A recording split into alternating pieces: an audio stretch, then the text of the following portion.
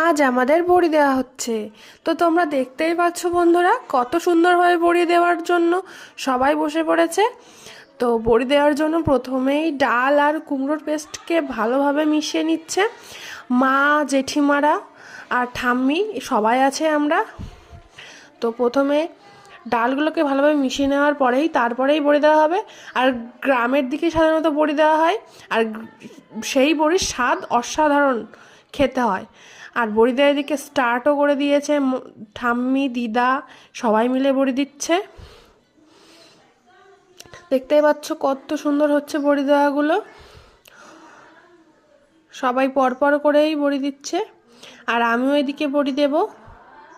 আমি বড়ি দেওয়া শিখেছিলাম আমার ঠাম্মির কাছ থেকে, জানি না কতটা ভালো দিতে পারি, তবু বড়ি দিতে আমার খুবই ভালো লাগে।